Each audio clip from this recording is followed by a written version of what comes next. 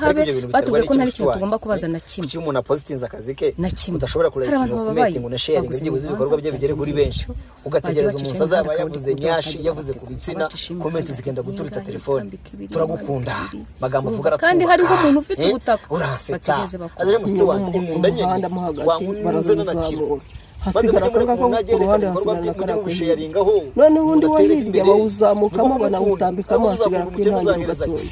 ufashe iyi video ukoresha urutoki rwawe rwacika mushuti wanjye usharinge baguse muri ramye batumwandi uracyari kibazo